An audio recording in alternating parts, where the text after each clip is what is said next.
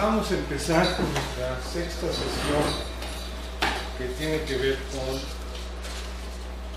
las cadenas del valor en la globalización.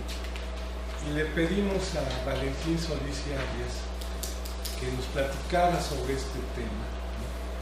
Sobre todo porque incluso ya habíamos platicado anteriormente y en distintos ciclos sobre los encadenamientos de valor, ¿no? En el primer ciclo hubo una exposición, el ciclo pasado Clemente Ruiz Durán expuso algo a ese respecto, y hoy Valentín, que aparte de ser egresado de esta escuela, ¿no? Ya ha estado en varias instituciones de educación superior, actualmente está como oficial para asuntos económicos en la unidad de desarrollo económico de la CEPAL, ¿no? Y él está encargado de lo que nos va a mostrar y está haciendo esa investigación sobre los encadenamientos globales. Algo sugerente, diferente a lo que hemos estado escuchando. Y bueno, gracias Valentín por aceptar la invitación de nosotros, ¿no? Y bueno, el propósito del seminario es que los profesores se actualicen con el aula y los alumnos se formen. Ahorita está un poco vacío, pero van llegando, ¿no? Tanto profesores como alumnos. Iniciamos, Valentín. Muchas gracias. Bueno, primero que nada quiero agradecer a la organización de ustedes, a Rafael, a Ricardo, la invitación, porque para mí venir a la universidad y específicamente a este edificio es primero un placer y después un gran honor. Comentaba yo hace un rato que cuando yo ingresé a era de la Escuela Nacional de Economía y hoy es facultad, yo la vi transitar de lo que era escuela a facultad. Lo único que había realmente de edificio era esta era la Escuela Nacional de Economía, que además provenía de una serie de edificios que se habían establecido muchos años antes.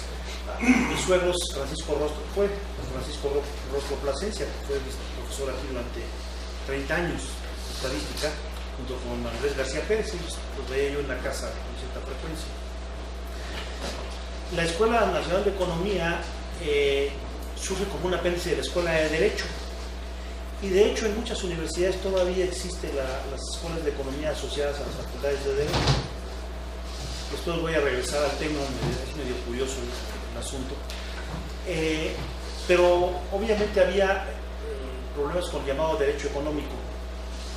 Entonces había un área especializada en la Facultad de Derecho sobre asuntos de economía, porque muchos de los litigios que vienen de muchos años son de carácter económico, laboral, etcétera, y se fueron separando estas áreas, digamos, del caso de economía de la Facultad de Derecho, y estaban ubicados en el centro histórico de la Ciudad de México, una escuela pequeña. Ustedes habrán escuchado hablar del maestro Padilla Aragón. El maestro Padilla Aragón era el número 100, ¿sí lo conocían? Entonces yo le pregunté a mi sobrino, ¿por qué le dicen a don Enrique el número 100? Dijo, es que es el graduado número 100 de la Escuela Nacional de Economía. Estoy hablando que yo conocí cercanamente al maestro Padilla Aragón. El maestro Padilla Aragón todavía podía estar con nosotros, y para entonces esto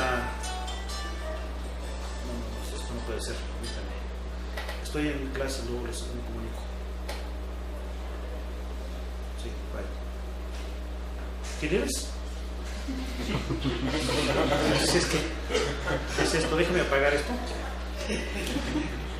Es una grosería no hacerlo, disculpen. Entonces, era el número 100. Esta era una facultad, digo, una escuela pequeña. Mi suegro y mi suegra fueron economistas ambos. Pero les voy a explicar de qué tamaño es ahora el elefante en Cosmopolitan. Estoy hablando de los últimos 50 años. Iba el Banco de México a rogarles a los que estaban graduando en tercer año, cuarto año, que se enrolaran al Banco de México. O sea, por favor, vénganse con nosotros, somos la alternativa, etc. Todo esto tiene que ver un poco con el crecimiento de las instituciones. Entonces, eso se les da una idea de una escuela pequeña, realmente, en la cual no había economistas, ni siquiera reconocidos en una primera etapa como economistas, fueron tomando forma. Era la Escuela Nacional de Economía, empezó a producir recursos humanos, como función de producción, a generar recursos humanos muy valiosos para nuestro país. En aquellos mismos años, la CEPAL, a la cual trabajo actualmente, surge también como una necesidad social. Estas cosas no aparecen mágicamente. Necesitaban gentes que pudieran hacer análisis económico, hacer gestión económica propiamente. Y no había, después de la Segunda Guerra Mundial, suficientes recursos humanos en los países en desarrollo. Ahorita voy a referirme a esto de los países en desarrollo porque no me gusta la palabra. Pero vamos a decir países atrasados y pobres, para ponerlo ya en su perspectiva, ¿no? Entonces, resulta que recuerda que después de la Segunda Guerra Mundial hay una gran cantidad de países que estaban bajo la égide de los británicos, franceses, etcétera, que se liberaron. El más notable de todos es India, por el tamaño. Estamos hablando de África, estamos hablando del sureste asiático, una gran cantidad emergía una gran cantidad de países que no tenían recursos humanos, porque entonces, como novios o novias despechados, agarrados sus chivas, pues ahí te dejo. Entonces te dejo tu país desordenado, sin un aparato de gestión estructurado, en algunos casos todavía con herencias coloniales espeluznantes. Hoy día la constitución de la India está en inglés, por ejemplo. La India es un país rico también en su propia cultura, no veo por qué tenga que estar en inglés, pero en fin, está en inglés. Y estos países requieren asistencia en la formación de recursos humanos. Una de las áreas importantes es economía. Entonces se forma en la Secretaría, en las llamadas Secretarías de Economía de las Naciones Unidas. Antes era la Liga de las Naciones y posteriormente las Naciones Unidas, para asistir a los países. Posteriormente, y aquí viene parte del problema, y entonces se empieza a generar una escuela de pensamiento propia de los países donde estaban ubicados y donde estaban emergiendo recursos humanos. Posteriormente algunos se fueron a estudiar a los países centrales, Estados Unidos, Inglaterra, Francia, y fueron abrazando las doctrinas de aquellos países y entendiendo la realidad como si fueran franceses o norteamericanos o ingleses. Entonces cuando llegaron, regresaban a nuestro país, pues imagínense los disparates. Todavía ocurre lamentablemente eso. Entonces yo lo veo esto como problemas muy serios, porque desde el diagnóstico de la economía y las prescripciones que recomiendan muchos de los economistas, amigos míos, muchos de ellos, francamente uno dice, bueno, podría haber sido, no sé, debemos encaminarlo hacia un área de venta de productos Avon o algunas otras cosas, porque no puede ser que este tipo sea economista y esté diciendo barbaridades en la Secretaría de Economía, en la Secretaría de Hacienda, y que conciba el mundo de esta manera, ¿no? Sin personalizar las cosas, pero sí me llamó la atención a mí recientemente que cuando le presentaron un análisis estructural al hoy director del presidente del Banco de México y Castells, dijo, es que no entiendo eso. O sea, yo nada más entiendo de moneda, banca, circulante, M1, M2 y algunos modelos macroeconómicos que se gestaron en los Estados Unidos. Ese es nuestro director del Banco de México. No lo estoy falsificando, es público el tema. Entonces a mí me preocupa el tema porque en el fondo el pensamiento genuino nuestro debe reemerger, porque emergió en alguna época. La CEPAL tuvo el honor también, a través de un gran economista y grandes economistas mexicanos también, esta aula tiene el nombre de uno de ellos, David Ibarra, que todavía tiene la cátedra Prebisch de la CEPAL. Don Raúl Prebisch crea una forma de pensamiento que nosotros conocemos actualmente como crecimiento hacia adentro. En una forma muy simplificada, en realidad, cuando uno lo lee es una riqueza intelectual completamente distinta a lo que es la caricatura que después se dice del crecimiento hacia adentro. No es impresionante sus textos. Y no porque yo le CEPAL, sino porque en realidad era una visión realmente, vamos a decir, latinoamericana de nuestros problemas. Y de eso intentaremos rescatar nosotros parcialmente algunos pedazos en esta sesión. No voy a hacer un gran prolegómeno, ustedes ya conocen un poco la historia de México, los que peinamos canas la hemos vivido, y ustedes por lo menos la han leído en alguna manera, pero tengo que hacer referencia a lo que se llamó el desarrollo hacia adentro, o el periodo de sustitución de importaciones. Voy a dar dos cifras duras porque son importantes conocerlas. El volumen y la cantidad de operaciones de comercio a finales del siglo XIX era superior a la que había en 1970. O sea, y disminuyó notablemente el comercio a finales del siglo XIX hasta el año de 70, 75. Entonces uno debe preguntar, bueno, ¿por qué disminuyó el comercio? No ocurrió en semejantes periodos. Entonces hay tres hechos históricos que nos explican un poco el tema. El primero es la Primera Guerra Mundial. Las dos guerras, la Primera y la Segunda Guerra Mundial, que están metidas en la gran crisis económica de los 20s y 30s, en los albores del siglo XX. Y después de las conflagraciones, lo que ocurre es un sistema protectivo de los propios países y una disminución de comercio. El asunto del pirataje era espeluznante, o sea, iba un barco carguero, y entonces en la época de guerra pues, se lo podían secuestrar, como hoy ocurre todavía en las costas de África, pero bueno, aquí podía pasar en el Atlántico, en cualquier lugar. Entonces el comercio disminuye notablemente. Y los países adoptaron esta doctrina, que muy válida para muchos, de cerrar sus propias fronteras y gestar un desarrollo autónomo interno. Esto no es totalmente válido para todos los países, por los tamaños. Imagínense que un país como Salvador, la República de El Salvador, que es muy pequeño, cabe en cualquiera de nuestros estados, y sobra. O sea, creo que el estado más pequeño de la República es Tlaxcala, ¿no? Creo que se puede pasar en bicicleta de un lado a otro de Tlaxcala sin mucho contratiempo. Y en un ratito, ¿no? Pero Salvador es más pequeño todavía, o sea que se lo puedes transitar en patines. O sea, pasas de un lado a otro en Salvador. Entonces un país como ese no se puede proponer producir todo domésticamente. Entonces, tener una industria acerera, sacar labrado de metales, una gran cantidad de equipo, explotación de minerales metálicos, sacar entonces cobre, estaño, hacer productos electrónicos, entonces hasta que llega a las computadoras, pantallas de plasma, todo una era en Salvador, ¿no? Es difícil porque el tamaño del país, sus recursos naturales y humanos no dan para tener economías de escala suficientes que quepan en ese país. Entonces el esquema de sustitución de importaciones fue muy exitoso en países grandes, para decirlo seriamente. Eso incluye en primer lugar a México, esto desde la perspectiva nuestra. México incluye desde luego Brasil, Argentina, y los grandes países de América, vamos a decir. No se diga los países del sureste asiático. Todos los países fueron protectivos. Los propios Estados Unidos, es impresionante el sistema de protección que hoy todavía tiene. Es uno de los países con más protección en su comercio exterior que existe en el mundo. Hay un libro que ustedes debían leer que se llama Pateando la escalera. En esencia es la vieja historia de que un tipo va en ascenso, sube una escalera y llega a una plataforma de buen desarrollo, etc. Y cuando ve que otros están subiendo por la misma escalera, agarra la escalera y la empuja, y todos van para el suelo, para atrás, y él se queda arriba, ¿no? Entonces esto ocurrió, así se llama el libro, porque es una analogía de lo que hicieron Gran Bretaña, Estados Unidos y posteriormente Alemania para su propio desarrollo. Bueno, entonces fueron protectivos y crearon el concepto de industrias infantiles que había que proteger de competencia externa para que se desarrollaran. Y en México fue una realidad que sí funcionó.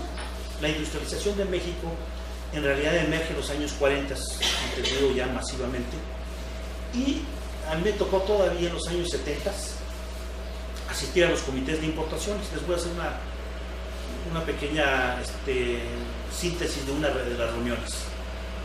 Estaba el director de asuntos económicos del comité de importaciones, no me acuerdo cómo se llamaba, y un empresario. Oye, señor director, yo quiero tomar la palabra. Sí, por favor. Fíjese que acabo de hacer pruebas, ya hice un montaje para hacer frenos para automóviles. Entonces solicito que se cierren las importaciones de ese tipo de producto. Y funcionan los frenos que usted hace perfecto de tambor y de disco. Apenas empezaron los de disco. A ver, trae usted muestra así. Bueno, pues entonces vamos a considerarlo con seriedad y vamos a ir a visitarlo. A la siguiente sesión llega otra vez el mismo. Quiero agradecer aquí al comité que cerró las fronteras, las importaciones. Yo ya tengo entonces posibilidades de vender mi producto y tengo un compromiso de calidad. Entonces nos echó un rollo patriótico, nos paramos todos así casi con lágrimas, cantamos el himno nacional y se instaló la fábrica de frenos que él presidía. Y así se hizo la industrialización. El llamado cerrar esas fronteras y permitir que los empresarios mexicanos surgieran. Y había acuerdos. Las industrias automotrices, se les dijo, bueno, mira, si tú no participas, pues te cierra el mercado. Mira, ya está la Ford de este lado. Ya entró la Chevrolet. ¿Quieres participar? Tienes que aceptar las reglas. Y estas reglas son que compres autopartes a la industria mexicana. Y así se hacía. Y se hacía sin rubor, Y nada de que suavecito y vamos a hacer algún sistema de incentivos del mercado, no, es garrote. No entran los productos, ¿entienden? ¿Ya? ¿Está claro? No, pues sí. Entonces, ¿quieres hacer tus productos Ford? Entonces, empezó a generarse una industria de autopartes. Fanales, volantes, hasta llantas. Todavía existe la fábrica, una fábrica de llantas mexicana, Tornel. Son llantas mexicanas, pero pues estaban las Goodrich, estaban las Universal, muchas. Todas esas, las transnacionales dijeron, mira, es un mercado grande, es un mercado centralista de América Latina, ¿cómo le hacemos? Pues nos volvemos Chrysler de México SADC, o sea, somos mexicanos. Me vuelvo Ford Motor Company de México, bueno, Ford de México, porque company no es una palabra muy citada. Ustedes saben que había una ley que prohibía utilizar terminajos en idiomas distintos que el castellano o español. Entonces tú no podías poner Windows, no, ventanas. Aquí no existe la palabra Windows. Entonces aquí debía llamarse el programa ventanas, ¿no? Entonces, después hemos sido más flexibles, pero finalmente el país fue creciendo al amparo de la protección.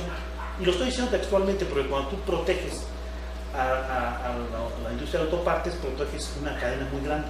Por ejemplo, este señor que hacía embragues o cloches o frenos necesitaba comprar abrasivos, necesitaba comprar aglomerados, cosas de ese tipo para poder hacer los frenos. Entonces, la protección que le brindaban a él y el mercado que le habían creado de las propias industrias automotrices, creaba mercado para él y los abastecedores del mismo. Y los abastecedores de los abastecedores. Y los abastecedores de los abastecedores de los abastecedores, entonces vámonos ahí. Entonces, existe ese concepto que ustedes conocen de demanda derivada. Pues quiero hacer una casa. Bueno, sí, ladrillos, cemento, madera, vidrio, varilla. Bueno, pero el cemento, ¿quién lo hace? No, pues las cementeras. Sí, bueno, que pero aprieta un botón y aparece cemento. No. Compran grava, arena, arcilla, sílice. Entonces hay explotación de minerales no metálicos. ¿Sí? ¿Quién los explota? Pues otras empresas, no son los cementeros, o sí se lo venden a los cementeros. Se va creando entonces esa cadena, vamos desdoblando el producto final y vamos hacia atrás. Y vamos encontrando que paulatinamente hay procesos que van soportando los productos finales. Después veremos que hay circuitos que se cierran y se hacen más complicados que ir linealmente de los productos finales hacia atrás. Pero es una buena imagen esa. Lo mismo los productos alimenticios industriales, por ejemplo. Quesos industrializados. Pues estos tienen fábricas que compran leche pasteurizada, la leche pasteurizada a su vez tiene plantas de liofilización y finalmente llegas a las vacas, ¿no? Obviamente a los vaqueros que sacan la leche de las vacas. Entonces va haciéndose una cadenita, porque es muy difícil para uno solo controlar todo el sistema. A eso le llaman integración vertical.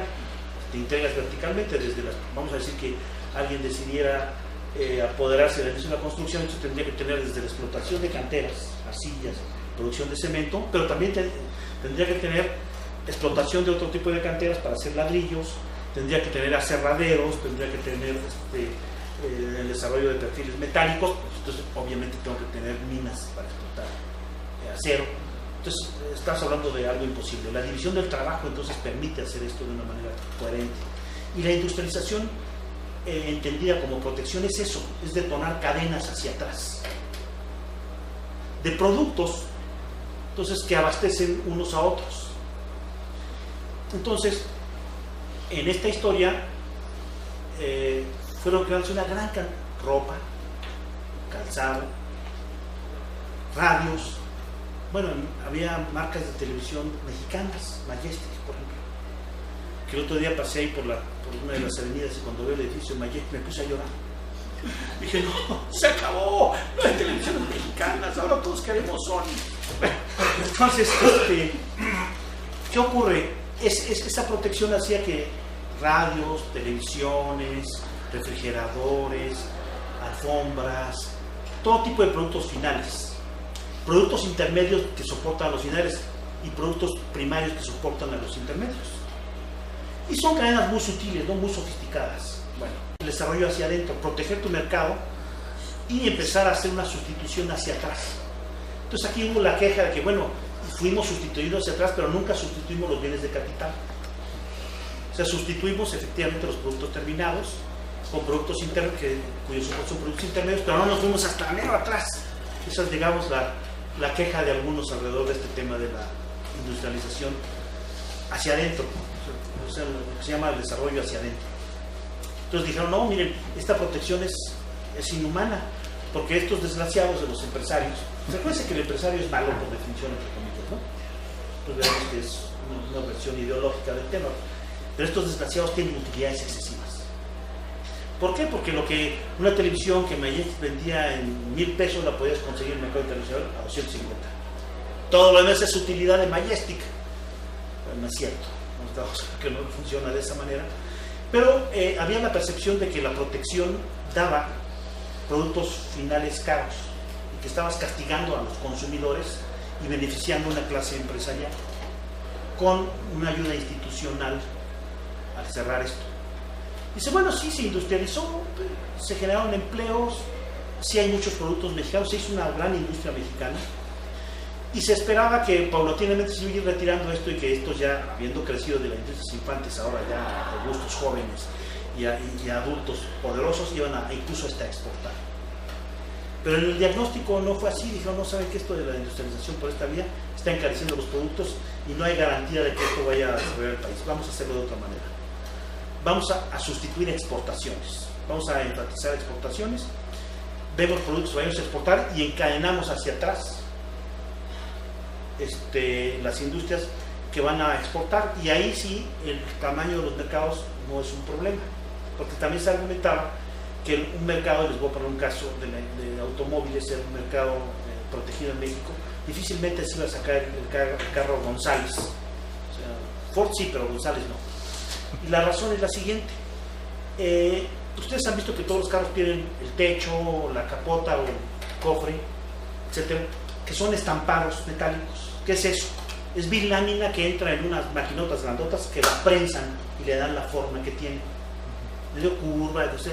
Y después van haciendo prensados para poder hacer gran parte de lo que es la carrocería. Para que estas prensas sean rentables y operen eficientemente requieren un mercado de unos 500,000 autos.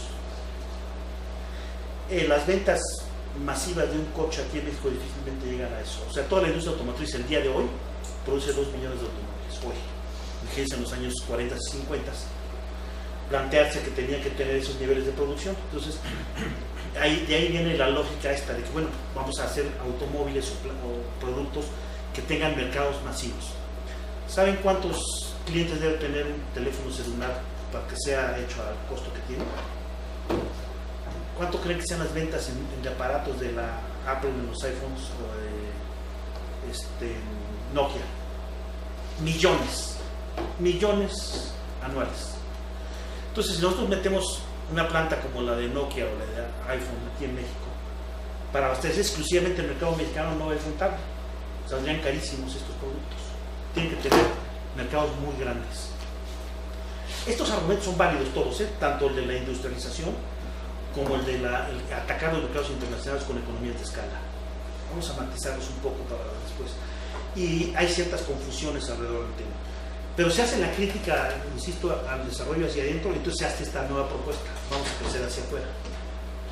Entonces, obviamente, si yo tengo fábricas de automóviles, pues, y ahí tengo ya una industria de autopartes que heredé del pasado, que se amplíen sus capacidades y vamos a tomar el mercado norteamericano. Y tarde o temprano llegaremos al carro González, que veremos circulando en todas las carreteras norteamericanas y por toda Europa, ¿no?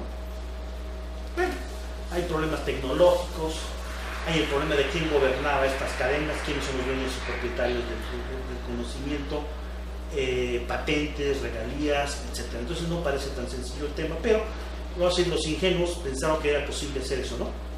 Entonces dijeron, no, entonces desmantelemos por lo pronto todo este sistema de protección que encarece los productos a los consumidores.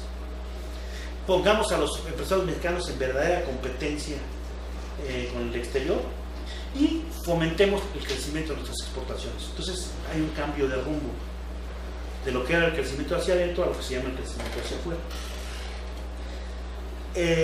Todo parecía razonable porque digo, teníamos nosotros cadenas productivas que iban de productos finales hacia productos intermedios y parcialmente hasta productos primarios y algunos que hasta con bienes de capital. Todo parecía estar en orden, pero aquí pasa como la medicina. Hace unos días fui yo al médico y me tomó la presión. Yo soy un hombre que normalmente he tenido presión alta, o sea, no tengo por qué tener la presión como le imaginaba el doctor. Entonces me dio una pastilla, me cae que salí de ahí diciendo, ¿qué voy a hacer? Me está yendo muy mal en esto, completamente desguanzado, etcétera. O sea, mal diagnóstico. Entonces, un rato más y me mata, ¿no? Entonces pasa que los economistas hicieron un diagnóstico erróneo del tema. Y voy a referirme al gran surgimiento del GATT, de la OMC y del Tratado de Libre Comercio, porque todos son la forma institucional que toma esta concepción de crecimiento hacia afuera. Vamos a conquistar los mercados. Bueno, ¿qué subyace atrás de toda esta historia? Esto que acabo de decir, una especie de integración vertical, productos primarios, minas, etcétera, cementos, casas, o sea, hacia adelante, ¿no? De atrás para adelante, o de adelante para atrás, cadenas integradas verticalmente. Bueno, pues resulta que los que hicieron esto no habían leído historia, habían leído mucha estadística, no habían leído historia. Entonces, no se dieron cuenta de los fenómenos que estaban ocurriendo. Entonces, el que no lee historia está condenado a volverla a vivir, en el mejor de los casos, ¿no? Y hacer los mismos errores. Ahí pasó un fenómeno que estaba ya emergiendo desde los años 80. Este comercio exterior internacional, vamos a decir masivo, que era de muy baja intensidad, como habían mencionado, las guerras habían hecho este sistema de producción doméstica y poco comercio internacional, comparado con el siglo XIX, que era gigantesco el comercio. Entonces hacen acuerdos multilaterales. Bueno, ya estamos en época de paz, ya no hay guerras. Bueno, pues está la amenaza de que nos vamos a acabar con las bombas nucleares, pero bueno, vamos a ponernos de acuerdo en el comercio. Entonces se crea lo que se llama el GATT, que es GATT, General Agreement on Trade and Tariffs, o sea, Acuerdo General de Aranceles y Tarifas. Deciden entonces ponerse de acuerdo y bajar masivamente los aranceles de todos para que hubiera comercio y que esos sistemas de protección empezaran a ser desmantelados. El GATT, en México entra en el GATT y ya acepta, abraza esa doctrina en el año 86, 87, por ahí, 85. Y entonces empieza un proceso de desgravación. Como no fue suficiente, se creó la OMC, no para el caso de México, sino para todo el orbe, que hubiera una desgravación masiva de productos. Y entonces se crea la Organización Mundial del Comercio, o la WTO, World Trade Organization. Y los países que suscriben esto lo absorben como parte de su propio aparato legislativo. Entonces se comprometen a bajar masivamente los aranceles. Y bajan, pero masivamente. Y entonces aranceles que podían ser 80, 90%, o sea, duplicaba el valor de los productos, pasaron a 10, 12%. El tope creo que en algún periodo fue 20, o sea, bajaron masivamente, lo cual posibilitaba que entraran productos de afuera en cualquier país que estaba suscribiendo este tratado baratos. Bueno, ese es un fenómeno que estaba ahí y que era percibible que lo que estaba pasando, y además lo estaba haciendo conscientemente. Pero había dos fenómenos tecnológicos al mismo tiempo emergiendo. Uno, la disminución de los costos del transporte. Les voy a narrar algo muy sencillo. Cuando yo empecé a trabajar con barcos para la adquisición de granos, todos los barcos cargaban 20.000 toneladas. Hoy un barco rentable tiene que cargar 60.000 toneladas, son los llamados Panamax. O sea, 3 veces más grandes. Entonces barcos de 5.000, 7.000, que habían sido barcos que habían sido en la guerra. La fortuna de Onassis fue convertir barcos de guerra en barcos mercantiles, otros mercantes. Entonces bajan los costos del transporte y poco a poco viene una revolución. Y hoy día les voy a poner un ejemplo. Yo puedo tomar me he dedicado una época al comercio, tomar algunas toneladas de maíz en Sinaloa, subirlas en barco, 20,000 toneladas digamos, pasarlas por el canal de Panamá, regresarlas y ponerlas en Coatzacoalcos o en la península de Yucatán. Eso es más barato que moverlo por tierra aquí en México, por la tarifa de los fletes de los autotransportes o de ferrocarril. Si yo quiero mover un camión de 30 toneladas de maíz de Sinaloa a la Ciudad de México, me sale con unos 400 pesos por tonelada. Yo a ese precio puedo colocarlo en cualquier parte del mundo. Oigan bien lo que estoy diciendo. Puedo agarrar y decir, ¿sabes qué? Un barco de 40,000 toneladas que va para Venezuela, o sea, para el otro lado, ¿me explico? O que va para Europa, me sale más o menos en lo mismo por tonelada. Entonces, los costos, eso es para darles la imagen de lo que estamos diciendo. Algunos de ustedes todavía recordarán que la telefonía era cara, entre comillas. Pero hoy día, yo aquí traigo una cosa que se llama Line, entonces nada más es el costo de la conexión y puedo hablar a cualquier parte del mundo. Centavos. Antes las llamadas a larga distancia eran, bueno, yo todavía grito en el teléfono, ¡hola! ¿Me oyes? Pensabas que como estaba lejos tenías que gritar, ¿no? Entonces, resulta que bajaron los costos de las telecomunicaciones también, bajaron los costos de los fletes y bajaron los aranceles. Ah, no me digas, qué bien está este mundo, ¿no? O sea, yo soy de la Ford Motor Company. Albricias, tengo una planta productora en Chicago, bueno, en Detroit. ¿Qué hago en Detroit? Pinches obreros allí son careros, están amafiados, tienen un sindicato. No. Yo mis plantas de Detroit me las llevo a México. Paso una planta para acá. Total van a pasar con un arancel mínimo. Bueno, si hacemos un tratado de libre comercio hasta sin arancel. Bueno, entonces las paso para allá. Oigan, las plantas de cemento es que son muy sucias, contaminan. Saquémoslas. Pues México va a ser la potencia mundial del cemento. Y mandaron para acá las plantas de cemento. Y se la vendieron baratas a Cemex. Y yo te las compro, papacito. Entonces tú contamina tu país, échale polución allá y yo compro ya el producto terminado. Me lo das bien, a buen precio. Entonces empieza un desmantelamiento de los aparatos productivos en algunos países y hay una relocalización de ellos, de estos aparatos. ¿Pero por qué? Porque el departamento de labrado de metales, de fundición, etcétera, podía estar en México, otro podía estar en Puerto Rico, otro podía estar en Francia, otro podía estar en Italia. Y yo simplemente como director del proceso, pues hago un ensamble acá, paso esta mercancía para acá, porque ya como si fueran departamentos de una misma fábrica, pero nada más que no estaban localizados en todos lados del mundo por lo barato de los transportes. Se crean conceptos nuevos, just in time, por ejemplo. Entonces tienes lo siguiente, ¿para qué voy a tener almacenes? Yo mando los productos en ferrocarril, entran justo a tiempo para entrar a la línea de proceso, no hay por qué tener almacenes. No gastes en eso. Entonces se perfeccionan mucho todos los sistemas de transporte. Esta es una de las revoluciones más importantes y es la que da soporte a las llamadas hoy cadenas globales de valor.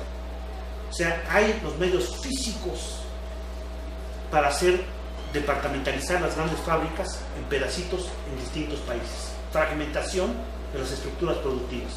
Así como lo van a encontrar en la literatura. Les voy a decir que bueno, para los curiosos les voy a dar una literatura fantástica. Solo un libro y con eso van a entender lo que estoy diciendo. No solamente entender, a disfrutar este pedazo tan interesante de la historia moderna. Entonces aparece que bajan los costos de transporte y que yo puedo fragmentar. Pero las telecomunicaciones me permiten que mi director de planta se comunique con el departamento de fundición, con el departamento de ensamble, con las fábricas, o sea, se pueden, como si estuvieran en el mismo cuarto o al lado, Skype y telecomunicaciones. Ay, aquí está el director de producción. ¿Dónde estás tú? En Tailandia. Entonces aparecen los 5, uno en Tailandia, otro en Singapur, uno en México, Francia, Alemania y Estados Unidos. Entonces, oye, fíjate que te estoy mandando las especificaciones, ahí mismo por línea, las especificaciones. Quisiera yo que hubiera control de calidad con este protocolo, los ISOs 9000, 10000, todos los ISOs que se pueden imaginar. Entonces, se va haciendo todo un código que permite el comercio mundial con muchas facilidades. Entonces, ¿quiénes toman ventaja de este proceso? Las grandes corporaciones desmantelan sus aparatos y las relocalizan a lo largo del mundo. Y lo hacen encontrando las ventajas que tiene cada país. Estos son Chicago Boys, no, pues estos no. Papantla Boys, sí, son baratos. Esto es México. Hay también chinitos. Hay una pequeña planta, pequeña porque para los estándares modernos podría ser pequeña, tiene 1 millón de empleados directos. Una planta. Entonces, ¿qué es esto, no?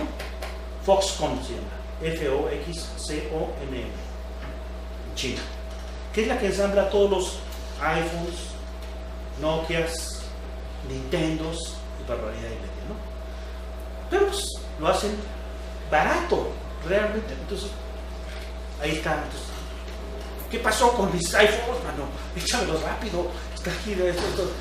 Te voy a castigar y voy a mandar la planta a Tailandia y sigues comiendo, ¿eh? Así que ponte las pilas. Sí, jefe, como usted diga.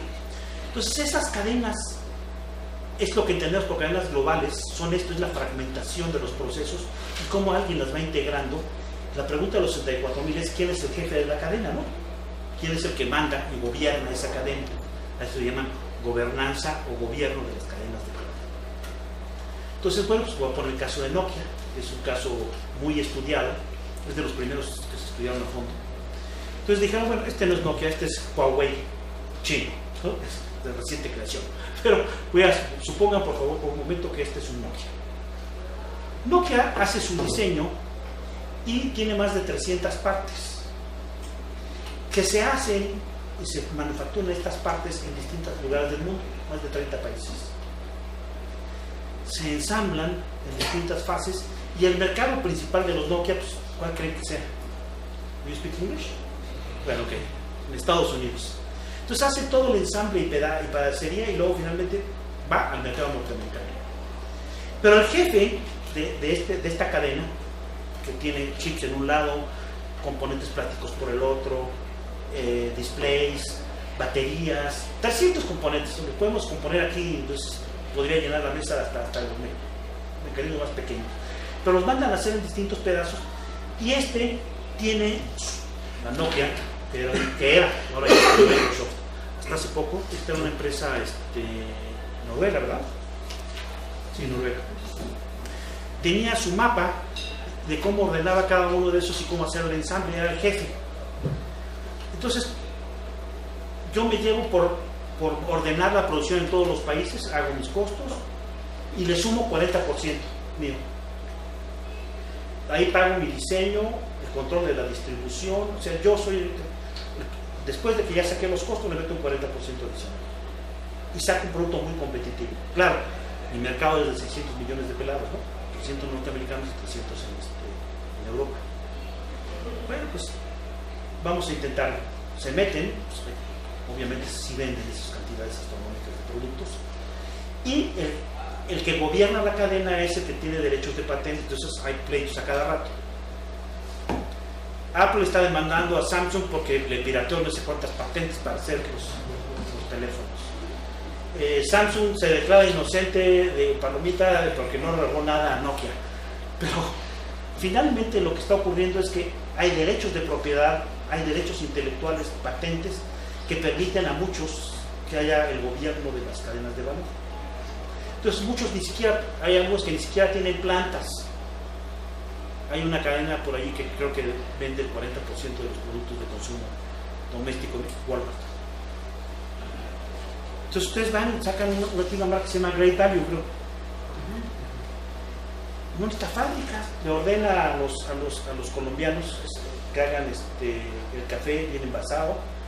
Café sabrosísimo, quiero decir, si les gusta el café soluble, este es el mejor que hay, el de Great Value hecho en Colombia, porque está liofilizado, se ha hecho, la evaporación se hace con frío, pues, o sea, sublimación se llama. Pero ellos son, como tienen una cadena distribuidora, integran a proveedores y distribuyen a nivel mundial. Entonces yo este café colombiano pues, lo pongo en las Walmart de México, pero los de Venezuela, los de Colombia, en los de Brasil, etc. Entonces Entonces yo puedo gobernar la cadena de valor incluso sin tener plantas, simplemente tener penetración en la distribución. Otros que son productos más complicados tienen que tener diseño y patentes. Entonces ahí te va la tarea. Oye, tú, yo soy de World Trade, necesito que me... Para mañana, papacito, si no, te quito de presidente. Sí, jefe, Mr. John, ¿no? John McCain o como sea. Estoy a sus órdenes, dígame qué quiere que haga. Vas a promover que todos los países acepten los derechos de propiedad y patentes, y que se respeten patria o muerte, no al pirataje. Es la forma en que nosotros controlamos y vivimos de esto. No podemos permitir que estos piratas mexicanos copien nuestro, mucho menos los chinos, son más. No, esto es terrible. Entonces no solamente hay acuerdos referidos a los aranceles, sino se regresan a la Organización Mundial de Comercio y se regula también la propiedad, se regula también la propiedad intelectual, patentes, derechos, etcétera, y hay arbitrajes alrededor del tema, ¿no? Entonces, estos tres elementos, los repito una vez más: disminución de los aranceles, nuevas reglas de funcionamiento del comercio, costos de transporte bajos y telecomunicaciones, hacen lo que hoy conocemos como la globalización. No hay nada nuevo en la globalización que no conociéramos del siglo XIX, un comercio internacional extendido. Pero con estos elementos que estoy diciendo se intensifica eso y entonces empieza a crecer masivamente el comercio internacional. Pero masivamente, eso es una cosa impresionante. Entonces, tiene que ponerle, acuérdense que necesitamos nosotros para simplificarnos la vida, ponerle apelativos, poner nombres a las cosas, cadenas globales de valor. Entonces, oye, estamos preocupados con las cadenas globales de valor. ¿Te preocupan? ¿Que no compras Walmart? ¿Por qué te preocupas? Estás teniendo productos baratos. No, espérate. Es que te dejan platicarte la tragedia de Kellogg's. Ahorita les voy a platicar la tragedia que te la platiqué el otro día, Ricardo, porque es importante conocerlo. Kellogg's de México tenía un molino en Querétaro que recibía maíz mexicano. Cada granito tenía Made in México, ¿no? De las mazorcas nace con Made in México. Lo compraba, lo descascaraba, le sacaba la parte de abajo, que es una capsulita de aceite, germen, y le queda una pelotita de almidón. La metía en grandes barriles y le ponía alta presión y entonces lo cuece con melazas y otra cosa. Eso, le quedan unas pelotitas como gel, semiduras. Las saca, escurre y luego las pasa por unos rollos hacia las planchas y entonces hace unas mini tortillitas. Esas tortillitas las pasa a una secadora y ahí se medio achicharronan. Entonces quedan los cornflakes que ustedes conocen, así se hace cornflakes. Pero todo lo que acabo de decir lo hacía en México, compraba el maíz mexicano. Quiero hacer una corrección porque no voy a decir que me la cobren un día políticamente. No es cierto que tenía Made in México cada granito de maíz. Entonces compraba maíz mexicano, consumía electricidad mexicana. Las máquinas que tenía habían sido hechas en México, tenía empleados mexicanos. Tenía incluso contratos de suministro de uniones de agricultores para suministrarlo. Compraba cartón, hacía cajas, Made in México, Kellogg's de México. Cuando se abre el comercio, ¿qué estoy yo perdiendo el tiempo? Si yo tengo una fábrica más grande en Estados Unidos, voy a cerrar mi fábrica de México. Ciérrenla. Cerraron. Oye, pero ya te vas a ir del país, Kellogg's. ¿Me vas a dejar sin cornflakes? No, ¿cómo crees? Te vamos a dar cornflakes. Entonces, como tenemos un aparato distribuidor ya muy bien establecido, voy a hacer las cajas en español, importado por Kellogg's de México. Es Kellogg's de México. Te voy a pagar impuestos por lo que venda. Oye, pero ¿y la planta? No, mira, es muy ineficiente esa planta, consume mucha electricidad. Además, los trabajadores son bastante revoltosos. Quieren salarios por encima del mínimo. Oye, pero es que el salario mínimo no alcanza para nada. Pues es lo que decimos nosotros, ¿no? ¿Cómo es posible que quieran comer más? No. Estas cosas no son para nosotros. Vamos a cerrar esa planta por dispendiosa, por los rijosos que son los productores ahí, pero nos gustan mucho los comedores mexicanos. Nos encantan los niños gorditos que comen cornflakes. Oye, pero esos son unos cuantos. Bueno, pues son los que queremos abastecer. Entonces cerraron la planta. Entonces, ahora se hace allá. ¿Dónde hacen las cajas? ¿Quién sabe dónde dejan las cajas? Llegan ya preparadas, probablemente lleguen de Taiwán o de otro lado, las ensamblan, las bolsitas, hacen el cornflakes allá en Estados Unidos y lo mandan para acá. Eso son parte de los costos que estamos pagando nosotros en esa apertura. El abrir eso significó la destrucción de mucho aparato productivo que ya estaba establecido. Me acuerdo perfectamente de Zombie, tenía una fábrica. Zombie hace electrodomésticos, que está en México, la cerramos. La vamos a pasar ahora a China. Los chinos son razonables, no tienen sindicatos y nada con pelotudeces esas de salarios elevados. Ya se puede. Entonces se empieza a reconfigurar este comercio mundial. En los años 90, cuando empieza a emerger este comercio, porque no se les olvide que la OMC fue creada en 1993, 87 el GATT y 93 la OMC o WTO, ya decir. Depende de quién se lo diga, ¿no? Yo digo OMC porque es la Organización Mundial de Comercio, pero pueden decir World Trade Organization con un acento así medio jarocho, pero aún así pueden decirlo. Entonces, México hace un diagnóstico que en mi opinión debe ser juzgado como algo erróneo. Lo que estoy diciendo de que ya habían bajado los aranceles, había emergido ya la revolución de los transportes y las telecomunicaciones en los años 90 ya era un hecho. De hecho ya estaba emergiendo por todos lados. Y tú pensabas que podías tener una industria verticalmente integrada y poder tener productos y conquistar los mercados. Y el mercado te responde, no, papacito, no, esta es tu concepción, no es la nuestra. Resulta que el mercado habló, te dijo, no, esto de que el coche González, no hay tal. No solo eso, sino que ahora vamos a traer coches de afuera completos. Entonces ya vamos a traer coches completos. Y tú te vas a especializar en algunos motores, algo que ya sabes hacer, y creo que lo haces bien. Entonces vamos a poner las plantas de motores. México es el exportador número 1 de televisiones del mundo, ¿lo sabían? El más grande exportador de televisiones del mundo. De celulares también somos de los número 1. De productos electrónicos, ¿por qué? Porque la Sony, Mitsubishi, Samsung se ubicaron en la frontera norte. Y entonces aparecen las estadísticas que ahorita vamos a revisar. Entonces dicen, no, pues es que finalmente es cierto que hubo destrucción de parte de la industria, pero emergieron otras, como la industria electrónica, se reconfiguró la industria de autopartes. La pregunta es, ¿qué tan importante fue esa reconfiguración? Ese diagnóstico de que era posible tener productos mexicanos que estuvieran encadenados en una cadena vertical hacia adelante para exportar, ¿es cierto? No, porque ahora partes y componentes las traigo de otros lados y estas partes intermedias no me interesan. El 70% del comercio actual es de productos intermedios. La concepción que teníamos en los años 90 era que íbamos a exportar productos finales, televisiones, radios, ropa, calzado, no fibras, colorantes. Esos son fragmentos para hacer ropa, pero todos los colorantes los hacen los chinos, los hilados los hacen los hindúes, los cortes los hacen los mexicanos y las costureras mexicanas que saben hacer ropa pues también. Pero el valor que generaban las empresas mexicanas que hacían textiles, colorantes, desapareció. Entonces la pregunta que uno se debe hacer es lo siguiente: oye, pues México tiene espectaculares cifras de exportación. ¿Por qué crecen las exportaciones y no hay empleo? Se dice que en los últimos años México, cuando se hace la comparación del 90 para acá, creció 600% sus exportaciones.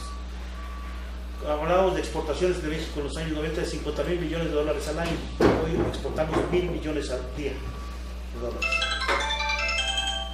Entonces, esta historia es que uno debería plantearse con toda seriedad, oye, es cierto que estamos exportando, es cierto que nuestro afán, pero también estamos importando mucho. ¿Cuál es ese balance? México ha hecho balances comerciales en los últimos años, y ahorita les voy a mostrar la primera de las láminas. Y resulta que en papel México es un gran exportador. Y lo es, pero resulta que hay un problema de contabilidad económica a nivel mundial sobre este tema.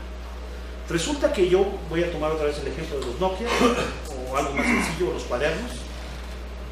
produzco papel en un lado, hago productos de madera, papel, rollos de papel, los exporto. Entonces cuando los exporto los registro como exportación mexicana. Luego los convierten en cuadernos casi terminados, me los regresan para acá, entra como producto intermedio y le pongo yo la marca y lo vuelvo a exportar. Entonces aparece otra vez una exportación de cuadernos. Entonces estoy contabilizando 2 veces la misma materia prima, el papel que exporté y después el cuaderno, con todo y el papel como si fuera otro producto. ¿Me explico? Entonces resulta que cuando tú empiezas a hacer los números no cuadraban. Entonces resulta que una mercancía que estaba siendo semiprocesada, que iba pasando en distintas etapas, el último exportador siempre la declaraba como exportación completa de él, ¿me explico? Cosa que es natural. Pero entonces estaba contabilizando como propio la exportación de productos intermedios que había adquirido en otros lados, ¿me explico? Entonces eso creó una visión del comercio exterior, del comercio internacional distorsionada, con duplicidades contables, como dicen ahora. El día de ayer le comentaba yo al profesor que estuve con el director de estadística de la Organización Mundial de Comercio, que está aquí en México, francés, platicando de cómo estaba la situación de la contabilidad. Dice, no, si esto es un problema muy serio, vamos a resolver en los próximos años. Porque entonces las estadísticas de comercio estaban falseando la información. Entonces los analistas, sobre todo los europeos, empezaron a decir, oye, bueno, pero ¿cómo le vamos a hacer para hacer una contabilidad correcta? ¿Qué tenemos que medir en el comercio? Vamos a quitarle las materias primas y vamos a medir nada más el valor añadido. Es decir, el valor añadido está incorporado en cada uno de estos procesos. Le añado valor a la producción agrícola, le añado valor a los productos envasados, le añado valor a la distribución. O sea, hay todo concomitante a la cadena de producción, hay una cadena de generación de valores añadidos. Pero el valor añadido es lo que le añado. Y esto, nosotros conocemos perfectamente que esto se conoce como pago a factores. Qué horrible suena, ¿no? Pero son sueldos y salarios, utilidades, etc. Entonces, estos no son materias primas, es el valor que tú le añades. Por lo tanto, es el ingreso nacional. No se les olvide que el valor añadido es el Producto Interno Bruto. Entonces, si yo estoy pagando en la manufactura y puedo medir nada más los valores añadidos que se le va metiendo en esa cadena de producción, tendré una contabilidad más perfeccionada.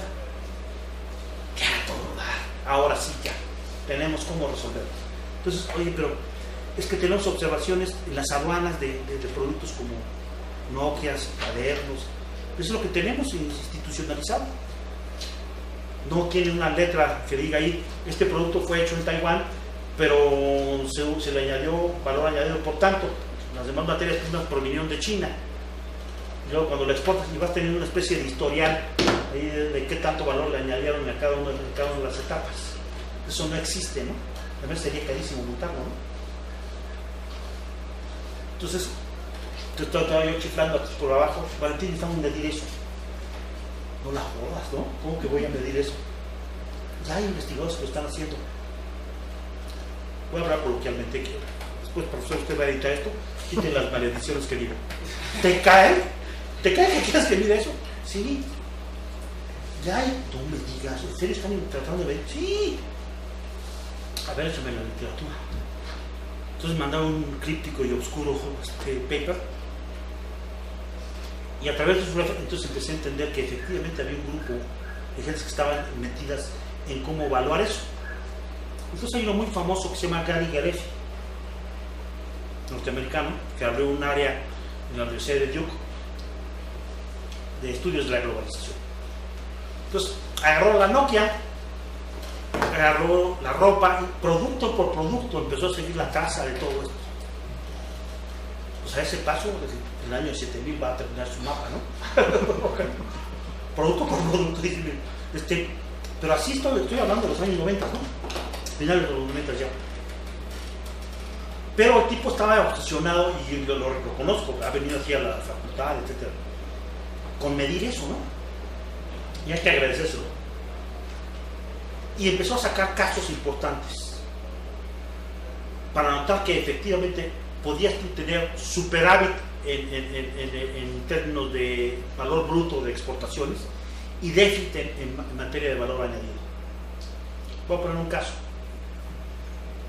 estas exportaciones de televisiones a las que yo hacía alusión, no quiere decir que México haga pantallas LED o de plasma, no, esas vienen de Japón, papacito. El valor añadido, ¿dónde está? Pues en Japón, entonces ahí se lo añadieron, llegó para acá. Bueno, pero también tiene otros componentes como son chips, sí, vinieron de Tailandia, también. Y esto de Singapur, esto de Francia.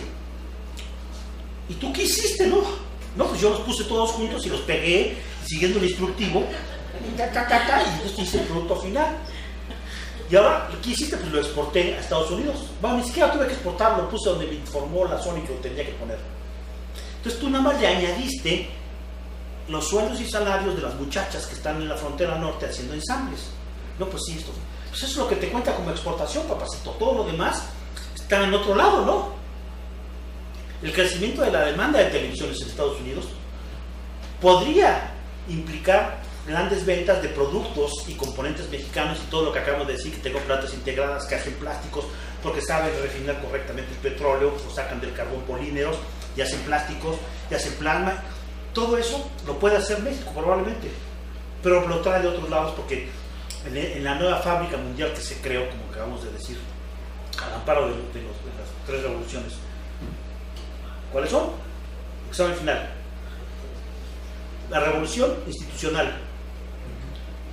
OMC y GATT y OMC. Revolución de los transportes y telecomunicaciones. Esas junto con los emprendedores hicieron la revolución que estamos viviendo ahora de la globalización. Pero a nosotros nos interesa cuánto se derrama en mi país. Qué bueno que crezcan las ventas de la Sony, pero eso no quiere decir para mí las que más empleos en la frontera norte de productos terminados. Me gustaría que hubiese una derrama hacia adentro de los productos de esto. Y ese es el cuestionamiento. ¿Cuánto valor añadido le metes tú? ¿Y cuánto le metió tu proveedor? Y el proveedor de tu proveedor, ¿cuánto le metió? Entonces podemos tener toda una contabilidad de los valores añadidos que tiene toda la cadena. Y que voy descubriendo que estos pelados estaban cerca ya de pegarle al clavo. Entonces les escribí: yo me quiero subir a ese coche, quiero entender, por favor, déjenme participar con ustedes para entender este planeta. Sí, hombre. Entonces empezamos a investigar sobre el tema y hay alguna fórmula de poderlo hacer. Y esto también es una revolución en el pensamiento de lo que es el comercio internacional. Porque el comercio internacional antes, estaba yo comentando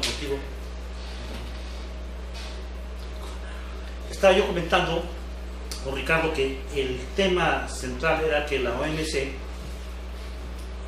reconoce que las estadísticas más viejas y más maduras económicas que existen son las estadísticas de comercio exterior.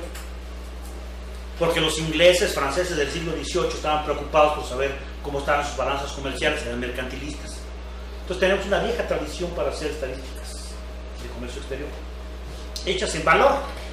Porque la exportación antes se concebía porque tú hacías todo y exportabas tu producto terminado. O sea, integralmente verticalmente integrado. Así era el mundo antes. Ahora no. Ahora la mayor parte del comercio son partes intermedias y esta forma de atarlas. Entonces lo que nos interesa es el valor añadido implícito en las cadenas globales de producción. Entonces tenemos dos conceptos: cadenas de producción y cadenas de valor. Están asociadas la una a la otra, es evidente, ¿no? Pero nosotros nos vamos a focalizar en las cadenas globales de valor. Entonces, hoy la estadística no nos permite ver esto con toda claridad. Chíntela una y diez. Yo he pasado a una lámina a estas alturas. Voy a hacer un resumen muy rápido. Pero resulta que vamos nosotros a encontrar una forma de medirlo. Entonces, hay un viejo dicho que es casi una forma sencilla de decir las cosas: nuevas herramientas para viejos problemas, se decía. Entonces es un premio Nobel de Economía, Krugman, así aparece, con sus famosos 3 ensayos sobre el estado de la economía. Es un libro prodigioso y dice 3 ensayos, nuevas herramientas para viejos problemas. Entonces él se plantea cómo encontrar el equilibrio general con nuevas herramientas matemáticas, cosa que hace. Y yo, parafraseándolo, porque me gusta hacer las paráfrasis, yo diría: viejos herramientas para nuevos problemas. Pues fueron a buscar al cajón de Trabajos una herramienta que pudiera ser para medir esas cadenas globales de valor.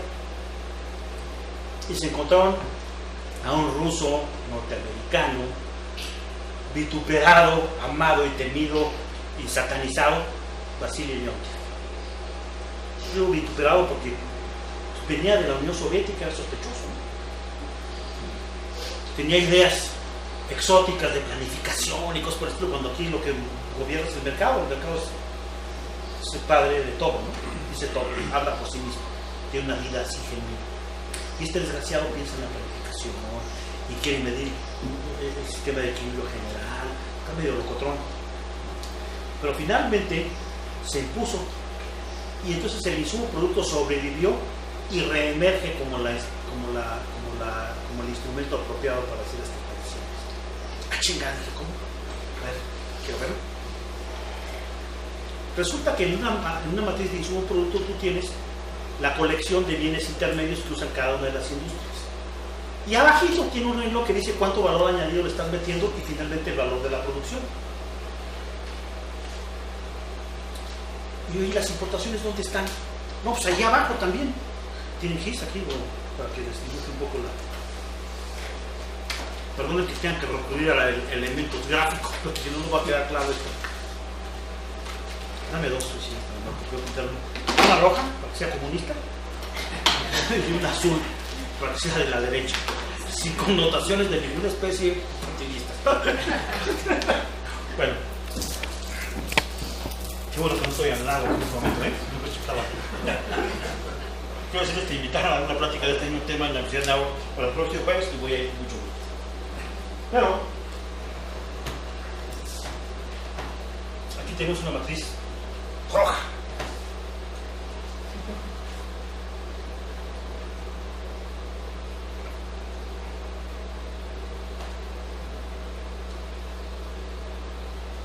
Aquí tienes insumos intermedios que compra una industria, que vamos a decir que sea la industria de la construcción. Compra cemento, varilla, ladrillos, madera, paga peones, hace importaciones, cableados, hace importaciones, finalmente paga sueldos y salarios, y hay una excelente explotación llamada utilidades, y este es el valor bruto de la producción.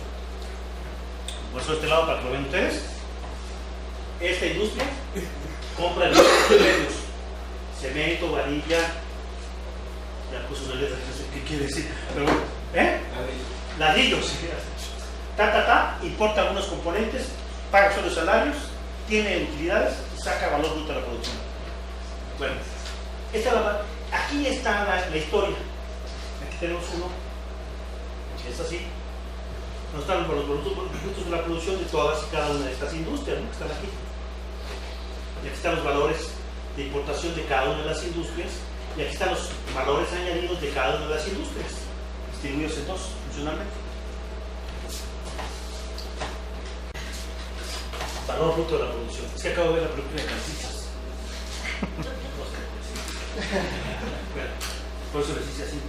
Entonces, esta es la matriz de insumo producto. Y tiene aquí otro vector. Que sea para todo. Bueno, una columnita que trae el consumo final. Se supone que todos estos van produciendo productos que van a dar al consumo final. Esta otra industria al consumo final, estos van haciéndose flujo así, ¿no? Bueno, esta es la demanda, se va a inyectar y se hace un flujo. Bueno. Pero aquí están las importaciones y aquí está el valor añadido. Otro país, país B.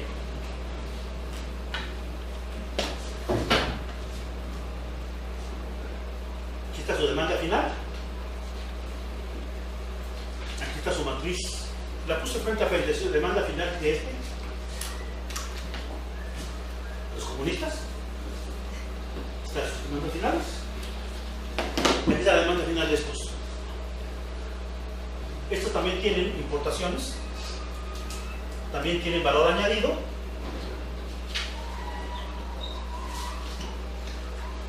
Importaciones.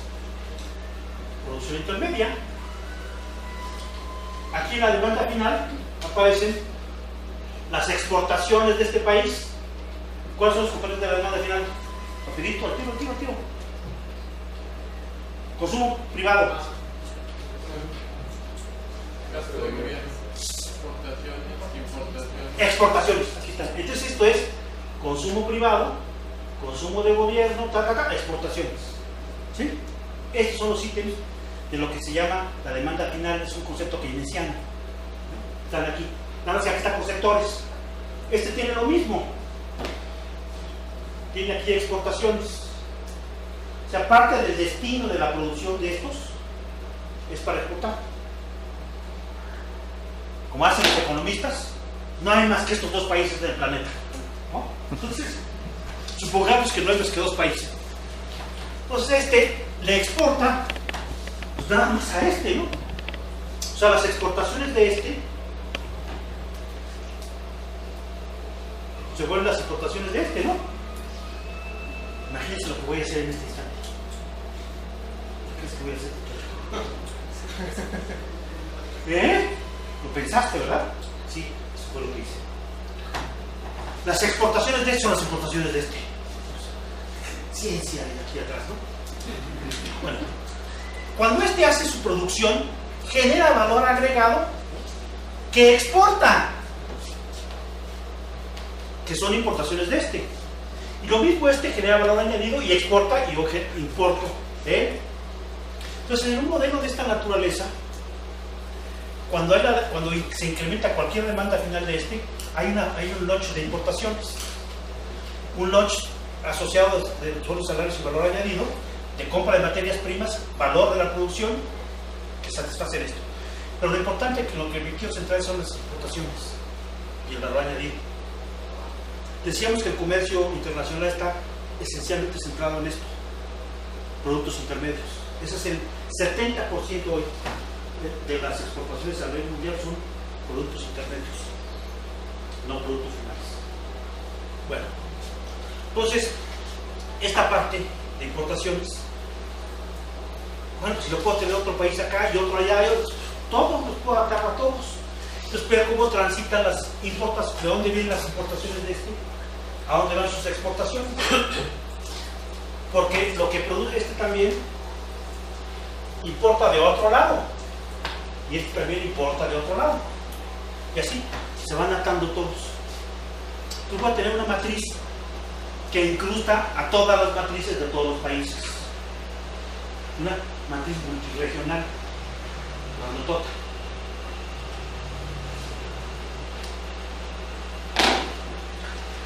Soy un investigador pobre y humilde. Banco Central Europeo, dame lana. Unos cuantos millones de euros. ¿Qué te parece 400 millones de euros para que yo calcule la cantidad de producto de todos los países? Y te pueda averiguar por dónde están transitando estos circuitos. ¿Te cae? Bueno, toma 10 pesos, hazlo y me traes el cambio. Que le dan la lana a estos 13 instituciones comandadas por el Banco Central Europeo, dijeron, vamos a hacerlo. Los japoneses también están sufriendo consecuencias en el horario. ¿Por qué? Yo sí, yo no. Jetro, vamos a hacerla.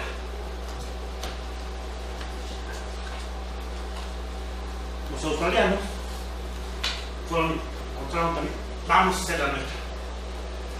Todos. La CEPAL también va a ser la suya. Chica, soy yo. Sí, bueno, van a hacerla para poder descifrar esta maraña.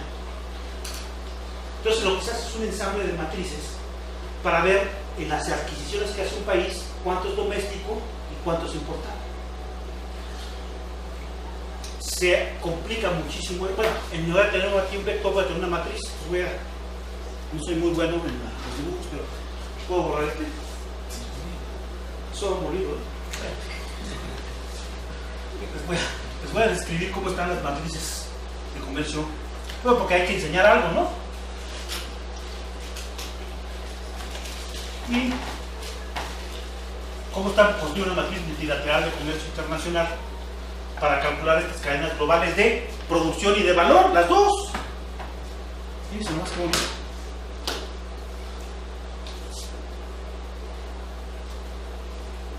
Creo que es más grandota, ¿no? Deben entenderme que es más grandota. Entonces aquí voy a poner la matriz de un país, su demanda final y sus exportaciones. Bueno, y voy a poner otro país aquí, otro país aquí. Pues voy a chin, me falló. Debe haber terminado en la esquinita, ¿no? Entonces simplemente extiendo esto. Ya está. Entonces aquí están las exportaciones, que es un vector. O sea, bueno, te lo voy a volver una matriz que me va a indicar todas las exportaciones que hago a este país, de este a este, de este a este. O sea, aquí lo que es un vector de exportaciones lo hago matrices de cuánto le exporto de bienes a este país, a este país, a este país, a este, y cuánto importo de todos los demás. Cuánto importo aquí, cuánto importo aquí, de estos países. Entonces tengo una matriz que tiene transacciones domésticas aquí, exportaciones para allá e importaciones para acá, pero son matrices. Tengo un cuadro muy bonito, pero no me van a creer, pero es cierto. Se tronó mi máquina ayer, entonces no lo pude rescatar, pero ahí está muy bien dibujadito este. La idea es que tenemos una matriz que ensambla las matrices domésticas que acabamos de ver y ata las matrices de importaciones y de exportaciones. Tiene todo un panorama. Costó una lana, pero se hizo. Entonces es una especie de competencia de las instituciones. Yo voy primero. La OSR también tiene su paquete. La mía mide mejor, Yo lo que hice fue tratar de ver cómo estaban construidas unas y otras para ver cuál era la que medía. Pues resulta que también la gata más que revolcada. Todos miden más o menos lo mismo. Pero me permite medir, y aquí viene lo interesante, cuánto valor añadido exporto y a qué país, y cuánto valor añadido me exportan de otros países. Entonces puedo tener una estadística y una visión del valor añadido de mis exportaciones. Y aquí es donde empiezan los números. Casi 1 hora y media para llegar a este punto. ¡Qué horror! Todo lo meditado otra sesión, pero en fin. Esto es lo que me dan por venir. Ni agua, ¿verdad? Estoy vacilando, pero somos amigos. Resulta que me confían en el honor de estar con ustedes de sobra pagado. Tenemos esto como marco analítico, una nueva concepción, un entendimiento de las circunstancias históricas que generaron las cadenas globales de valor y una forma de medirlas, y ahora vamos a medirlas. Y vamos a juzgar con esos anteojos cómo hicimos nuestra gestión económica alrededor de esto. Y ahí es donde vale el título este de... ¿Cómo dijiste que se llama el seminario? ¿Por qué está fallando la economía? Ya falló. Sí. Primero, no existía esta herramienta. Segundo, ni por acá les pasó que estaba ya fragmentándose el comercio internacional, que la concepción que teníamos de sustitución de importaciones aplicada ahora a la sustitución de exportaciones era una puñeta. Soy muy majadero, o sea, creo que me perdonen, pero es que me irrita esto. Entonces no podemos poner nosotros la misma lógica de sustitución de importaciones para sustitución de exportaciones, porque una vez que lo abriste y que se desmantela y se fragmenta la producción, no hay la misma sustancia. El animal tenía otra enfermedad. Cuando abriste la economía y dejaste que se fragmentara esto, no era la reposición de los viejos procesos por procesos nuevos, simplemente desaparecieron. O sea, ¿ustedes creen que va a regresar Kellogg's a poner la planta aquí? Claro que no. ¿Ustedes creen que va a regresar Zombie? No. Entonces, los que estaban viendo la economía en ese momento no sabían, no estaban viendo la revolución que estaban viviendo, y fueron muy ingenuos, pensando que era posible, porque no creo que haya sido antipatriótico, y los entreguistas, y un genio del mal. Es una onda maniquea eso, ¿no? No. Torpeza, incapacidad de ver la realidad como estaba haciendo en ese momento, un diagnóstico equivocado. Pero no nuestro únicamente, colectivo. O sea, no teníamos noción de lo que estaba ocurriendo. no había forma de predecir con claridad esto. Lo único que aconsejaba la sabiduría de los viejos era: sean más prudentes, cabrones. No hagan todo de golpe y porrazo, vamos viendo de cachitos, ¿no? A ver si esto funciona. Vamos paulatinamente. No. Si hacemos eso, no vamos a hacer la revolución que queremos hacer. Queremos ir hacia afuera y a comernos el mundo a puntos. La abrimos de una vez. Vamos a firmar el TLC y vamos a hacer TLCs con todo el planeta, ¿no? Entonces, siguen todavía haciendo TLCs con otros. Pero el concepto de lo que son las cadenas globales de valor y cadenas de valor no está introyectado en los negociadores. Tengo que dar una plática ahí, ¿no? Bueno, entonces, porque no existían estos conceptos. No existía ni siquiera la forma de medición. Ahorita voy a las mediciones. Pero lo que les quiero decir es que en ese momento la concepción era ingenua, para decirlo de alguna manera, de una manera elegante, ¿no? Pero el resultado no es el que esperábamos. Creció mucho el comercio, pero nosotros tenemos déficit en valor añadido. Crecen mucho nuestras exportaciones en valor bruto de la producción, pero lamentablemente déficit en valor añadido. Y lo que me interesa a mí es generar valor añadido, que es pago a factores que va asociado al empleo de mis coterráneos, ¿no? De mis connacionales. Y eso no se dio. La pregunta de los economistas: ¿alguien entendió esto? Pues sí, efectivamente hubo gente que con ojo avisó: no, pues está así. ¿Quién cree que le pegó al clavo? Los chinos, carajo. Pinches chinos le dieron clarísimamente, dijeron: no, esto va por otro lado, papacito. Yo sí abro mi economía y todo lo que tú quieras, pero tengo que tener como política un mínimo de contenido de valor añadido en mis exportaciones, y crecientes, ¿eh? Si no, no cuentes conmigo. Y así lo han hecho. Otro vamos a hacer los cuadros.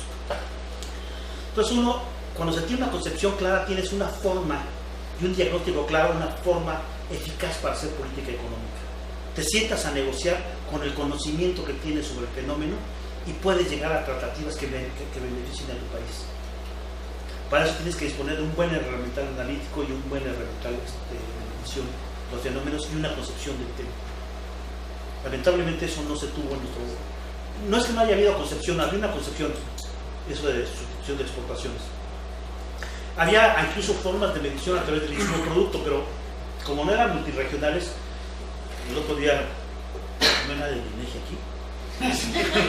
Voy a decir unas barbaridades, porque me llevo muy bien con ellos. La verdad es que son gentes maravillosas. Me han invitado a comer tacos, les agradezco mucho eso. Pero invitan aquí abajo, aquí en el auditorio, ¿cuál es el que está en Pasos, no? A la presentación de la estadística de cadenas globales de valor. Yo estaba junto conmigo el de las Naciones Unidas, también de la estadística. Y como yo sí hablo totonaca avanzado, o sea, inglés, luego latín, ¿cómo la ves? Yo le digo: está muy rocotrón ¿no? Quiere ver las cadenas globales de valor a través de la estadística mexicana. Son iguales, ¿no? Este es como un aeropuerto, señores. Me llegan productos de otro, me llega un avión de otro aeropuerto. Aquí se cambian pasajeros, se hace carga y se va a otro aeropuerto. Y entonces un avión va haciendo paradas en distintos lugares. Está encadenando, digamos, y conectando países con personas y objetos. Yo no puedo ver el comercio internacional más que en la parte que llega y en la parte que sale de mi país. Pero atrás, de dónde venía el avión y hacia dónde va, no lo puedo ver. Entonces, cuando sacan esta estadística, digo yo: ¿qué? ¿Se está viendo cadenas globales de valor a través del aeropuerto de la Ciudad de México? No. ¿Saber de dónde viene este avión? No, pues de Atlanta. Está bien. ¿Y de Atlanta atrás, de dónde venía?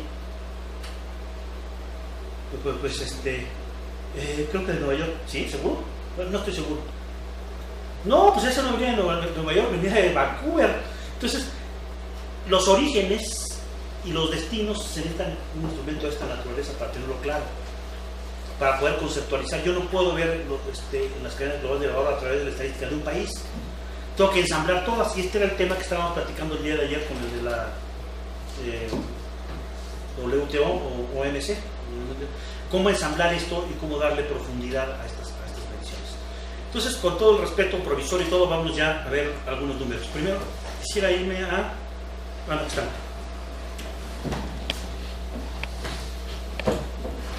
Estamos nosotros viendo las cadenas globales de valor de América Latina, eso incluye a México. Y aquí están reveladas las de México. ¿Cuál era el nivel de exportaciones?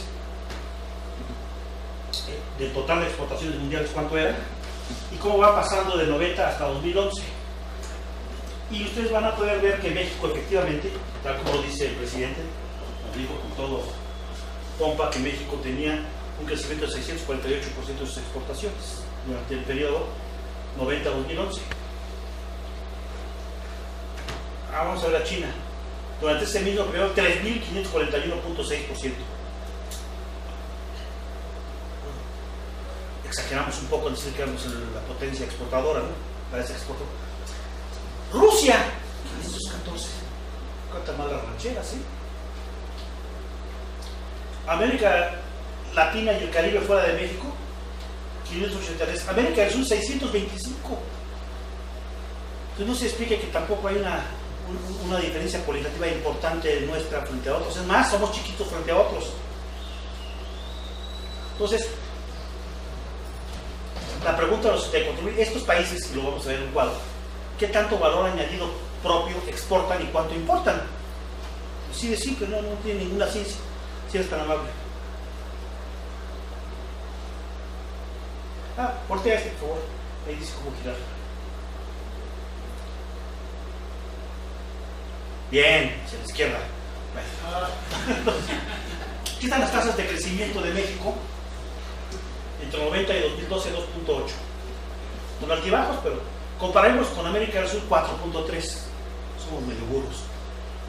Argentina, con todos sus problemas, su acento al hablar, y 3.9, carajo.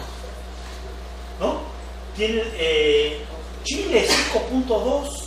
Uruguay 3.4 y no están haciendo la laca, ¿eh? O sea, México es de los países más bajos. Vean. Vamos a la que sí, porque vamos a ver cuánto. Bueno, pero eso sí creció el 648% de nuestras exportaciones. Entonces, ¿cómo que crecen las exportaciones y no crece el empleo ni crece el producto? Pues es esto que acabamos de decir. Sí crecieron sus exportaciones, papacito, pero no en valor añadido. Bueno.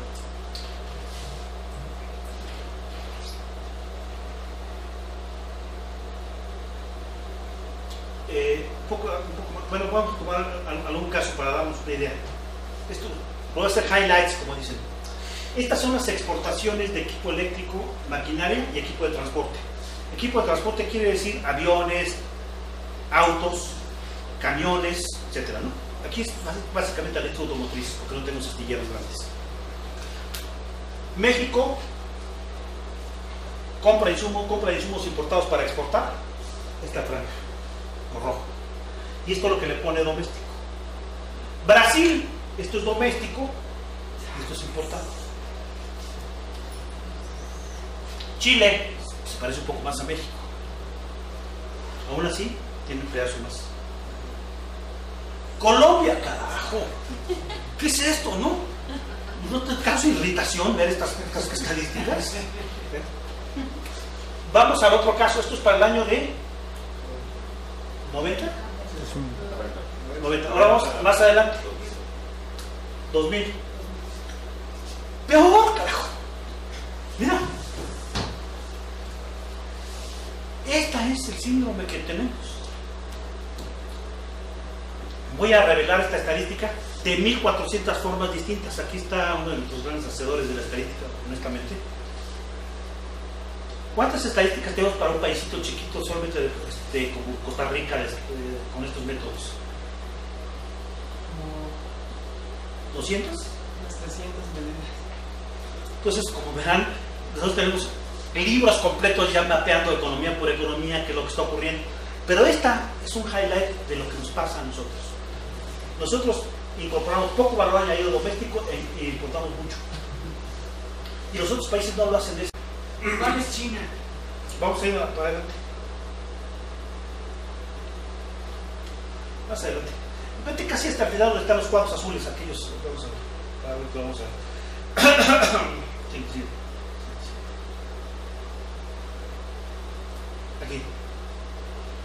Aquí tenemos las exportaciones en valor bruto.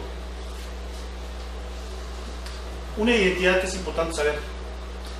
El valor añadido doméstico, o sea, lo que yo le incorporo a las exportaciones, más el valor añadido foráneo, o sea, lo que importo como valor añadido, foráneo, la suma de ambos es el valor de mis exportaciones. Se lo repito. Lo que yo le añado de valor más lo que me añaden de valor los otros países sumado es el valor bruto de mis exportaciones. ¿Sí? Pues aquí están las proporciones de valor doméstico y extranjero. México, valor doméstico y valor extranjero. Vean los otros países. Es notable el valor añadido doméstico y poco el valor añadido foráneo. México es de los... Sin embargo, el valor nuestro es muy elevado, porque este ya es el valor 350.000 millones de dólares anuales, o sea, 1.000 millones de dólares por día exportamos. Lo que pasa es que tiene demasiado componente foráneo y este está increciendo. Vamos a ver el caso de China, pues bueno, está la que viene. Más adelante.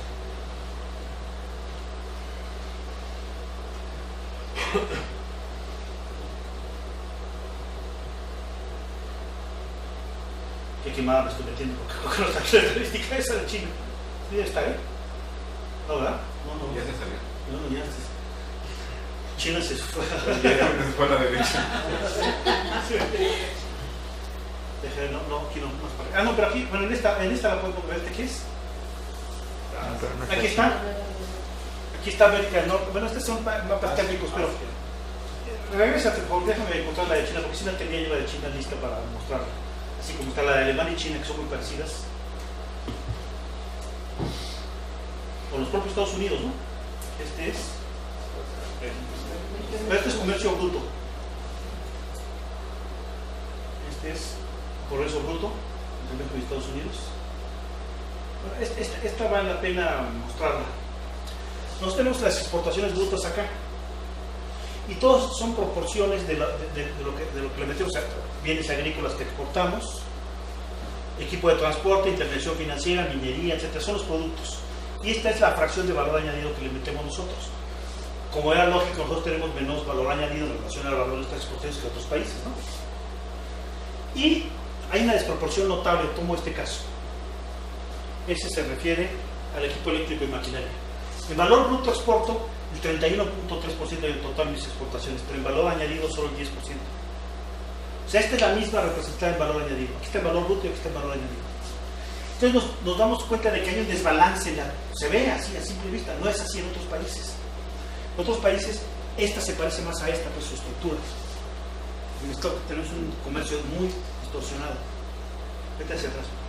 Bueno, estos documentos que estoy mostrando se los voy a mostrar, se los voy a dejar, México, Chile. Es que la de China se va a parecer mucho a la de Brasil, pues para decirlo fácil. Muchísimo.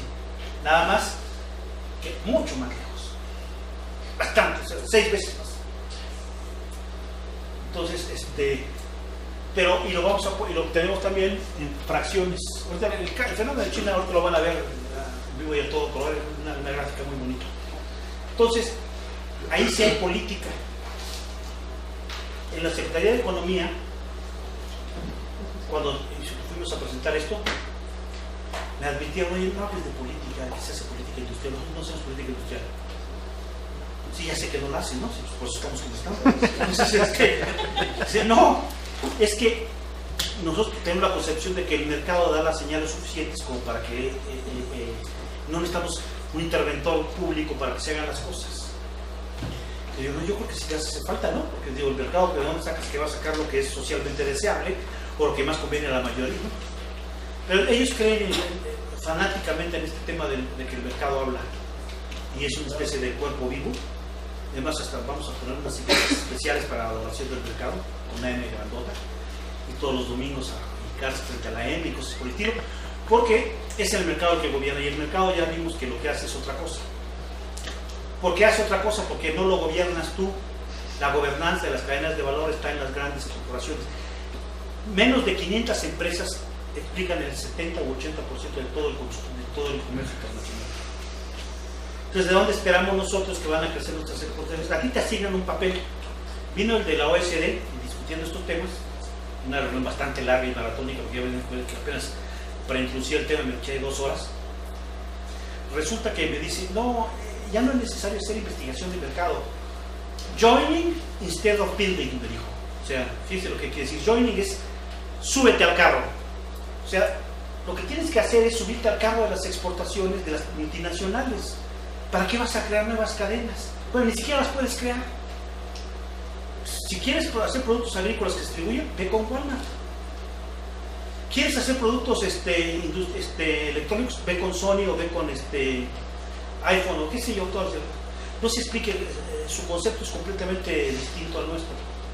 Entonces ellos dicen, bueno, es que lo que pasa es que así es el mercado, entonces ¿de dónde sacas tú la idea de querer hacer tus propias cadenas?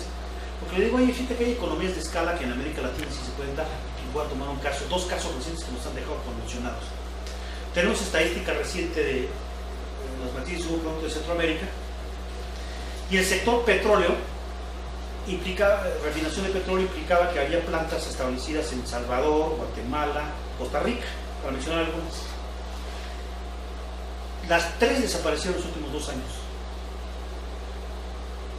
Entonces yo empecé a decir, qué raro, ¿no? ¿Qué está pasando aquí? La razón es la siguiente: cuando dejas que el mercado hable por sí mismo, solito, resulta que en los años 60, cuando estaba cerrada la concha y querías meterte, te volvías Shell de Guatemala, ¿no? Eso o Exxon de Nicaragua, qué sé yo. Te disfrazabas del nacional y te dejaban importar, le dabas una cachetadita, ponías tu propia planta. Cuando se empezó a abrir esto, decidieron vender sus plantas a los locales, ¿no? O sea, no solamente le ganaron al mercado todo el tiempo que pudieron devengar las ganancias del mercado, sino que después le ganaron a las ventas de las plantas. Y luego los traicionaron porque les trajeron sus propios productos de Estados Unidos, ¿no? O sea, así es. Eso pasó cuando México hizo sus famosas privatizaciones con la industria, por ejemplo, de fertilizantes. Teníamos 8 grandes plantas de fertilizantes mexicanos, las subastan, el gobierno cobra caro por esto, y a los 2 días de que ya estaban vendidas todas, no, te subo el precio del gas, que es la materia prima básica, entonces te rompo el hocico. Entonces, como no hay fertilizantes, pues tengo que traerlo importado. O sea, las 8 plantas que vendió se cerraron en menos de 2 años. Era para odiar a quien había vendido una de esas, ¿no? Entonces, ¿qué ocurre? El mercado tiene otra lógica, ¿me explico? Los de la ESO y la Shell no estaban pensando, cuando pusieron esas plantas, más que en devengar ese mercado, ¿me explico? No estaban pensando en el desarrollo de ese país, ni mucho menos. O sea, lo metieron ahí como una estrategia para ubicarse adentro. Entonces, sí hay cupo para una de esas plantas para toda Centroamérica. Podría surtir perfectamente de refinados, la que está en Costa Rica, que era la más desarrollada, para toda Centroamérica sin ningún problema. Estamos hablando de un mercado interesante. Pero en fin, esos son los temas que se derivan de esta enseñanza. De que existen cadenas globales de valor, que la nueva medición tiene que ser a través del valor añadido, que está asociado al empleo y el pago a factores, o sea, lo que pagas en tu propio país, y que hay forma de medirlo. Y que hay ciertos tecnicismos en los cuales no me quiero meter, pero lo podrán ustedes leer. Les voy a dejar este texto, desde luego, y les voy a recomendar un libro, el último informe de la Organización Mundial del Comercio, de la OMC, que está en español a propósito de él. Lo produce en inglés, como entenderán, ¿no? Pero yo doy aquí un curso, un seminario, entonces les hago la broma de que cuando llegan los nuevos les digo, aquí todo se lee en latín, ¿eh? ¿Sabes latín? Entonces el pobre estudiante se queda así con cara de ¿cuál? ¿Se lee en latín? Digo, mira, el lenguaje científico durante centurias fue el latín. Todos los tratados de óptica de Newton no están en inglés, que era un idioma vulgar y feo e inacabado. Lo escribió en latín. Copérnico escribió en latín. Todo el mundo escribía en latín porque era el lenguaje culto.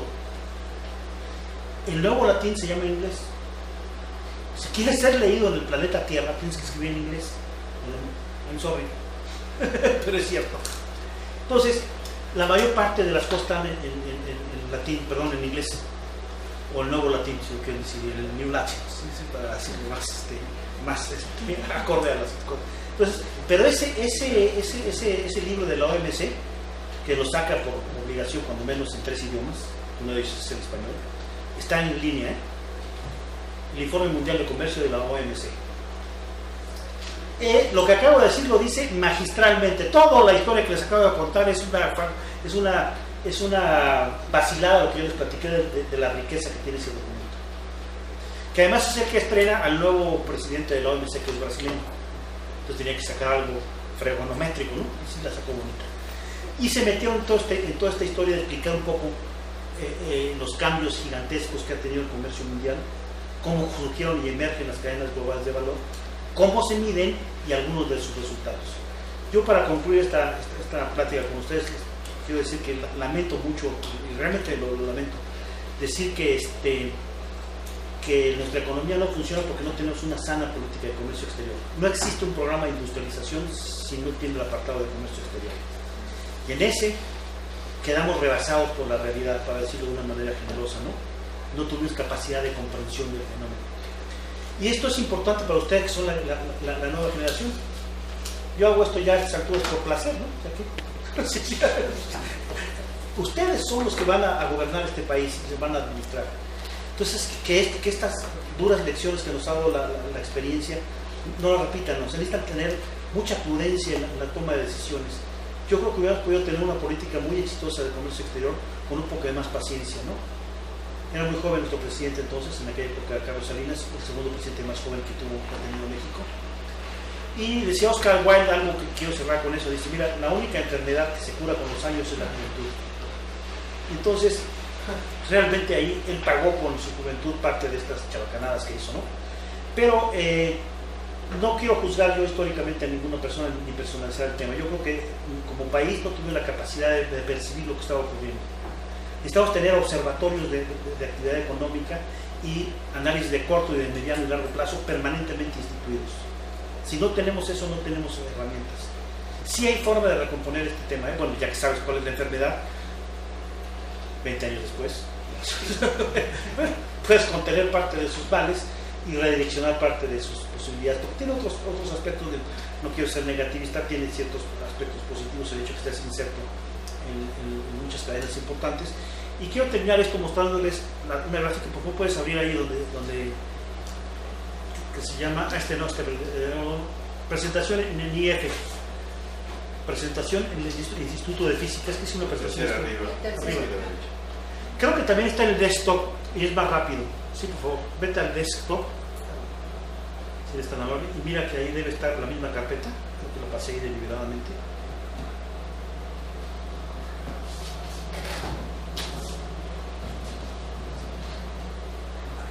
Ahí. Aprieta el boss bio. Las herramientas para poder medir cómo se ensamblan todas estas matrices son 3 básicamente. Ya la parte herramental, o sea, cómo se come el plato. Ahí les va la parte que a ustedes les interesaría de abajo. 1, los modelos convencionales de álgebra lineal aplicados en el insumo producto. Hay que conocer teoría del insumo producto sólidamente para poder meter el insumo producto interregional. Eso es indispensable. Y ahora está reemergiendo como la disciplina importante dentro del comercio internacional.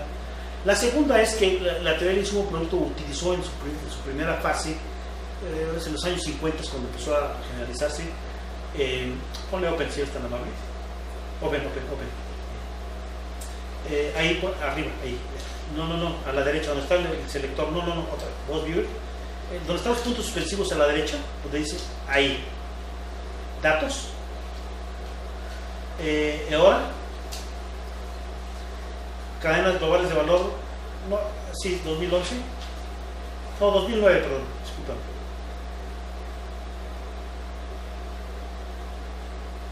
¿Sí? No, meterse en él.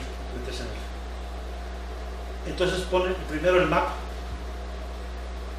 OK, y el de abajo, el otro selector, el net. Ese. OK. OK. Clic. Ok, entonces ahorita no, está tardando porque tiene mucho. Bueno, la otra herramienta es la teoría de redes y de grafos. Para poderlo ver, para poder ver cómo está construida esa parte, es muy interesante la teoría de grafos. Y tiene, vete a Options, por favor. Options, izquierda. En el selector. Izquierda, aquí izquierda. Columna, más abajo. Tibio, más abajo. Más Options. Número de líneas ahí en el selector. Pone 2000, abajo. Más, ahí, 2000. Solito vaya a llegar rápidamente a ese número. Dale. Ahí ya está. OK. Ahora, esta es una red global de valor del año 1990. Puedes abrirlo un poco, puedes meter en ella y zoom, hacer un zoom con la ruedita del mouse. Haz clic ahí estás. Hazte para afuera. Ahora puedes, si dejas ahí fijo, otra vez, métete, quieto. Ahora puedes moverte así, puedes hacer el deslizamiento de todo. ¿Lo ven? Para allá. Para acá, para la izquierda, sí, para la izquierda, por favor. ¿La izquierda? La otra izquierda.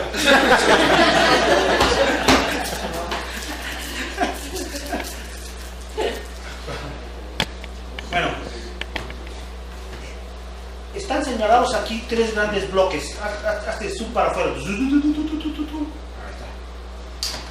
Un bloque comandado por nuestros amigos y siempre bien queridos de la frontera norte de los Estados Unidos, los socios, sí. Otros que son los alemanes. Es impresionante el control que tienen ahora del comercio. En la Comunidad Europea es el de a de veras. Entonces este es otro bloque. ¿Es más grande que Estados Unidos? No. Bueno, aquí sí, en valor sí, este es el valor 90.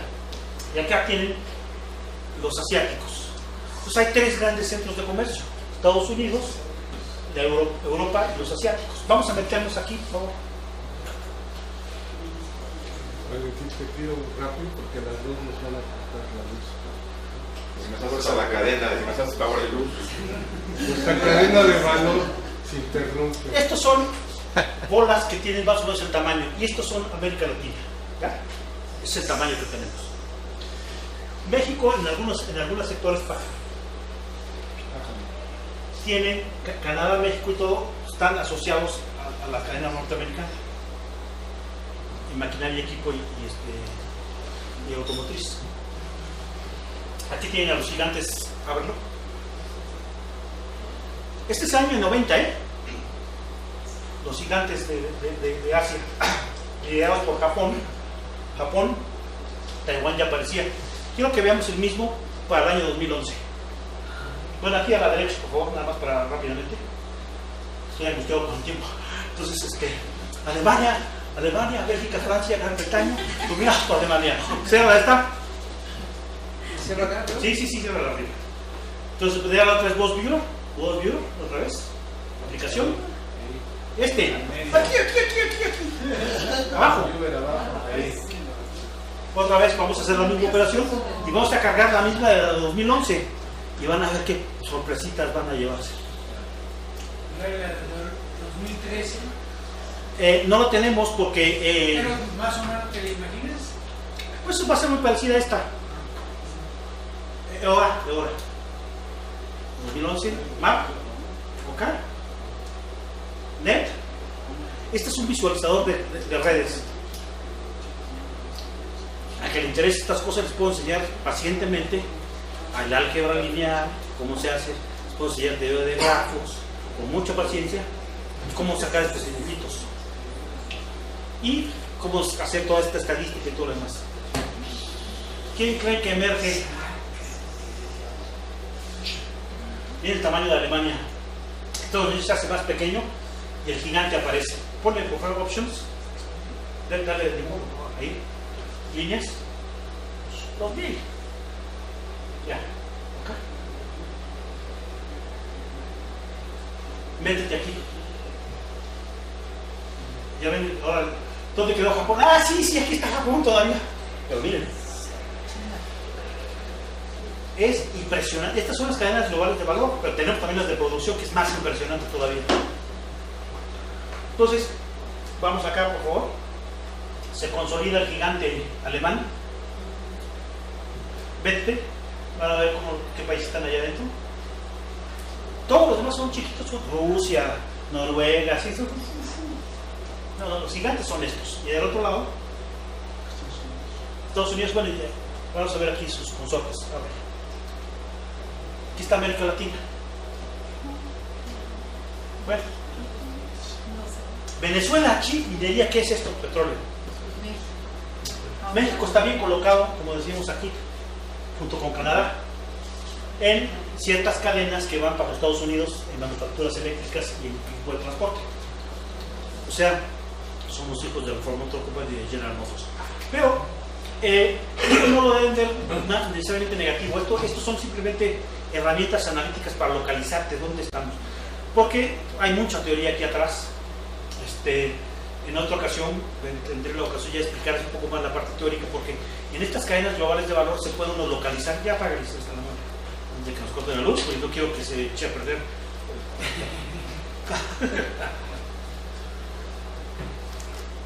Además, hoy voy a Bellas Artes a las 5, así que mi esposa ya está tornando el látigo y todo suena. Es la canasta de Big Brother. Pues esto es una pequeña introducción de 2 horas, interesante a este tema, muy actual por otro lado, que trata de clarificar un poco estas confusiones que hay. Y le quiero decir que atrás de todo esto, que también lo van a encontrar en ese libro, y hay otro de la OECD. Este sí está en latín, de algún modo. Se llama Interconnected Economies, economías interconectadas. Gratuito, las dos son PDF, lo pueden ver en la red, bájenlo.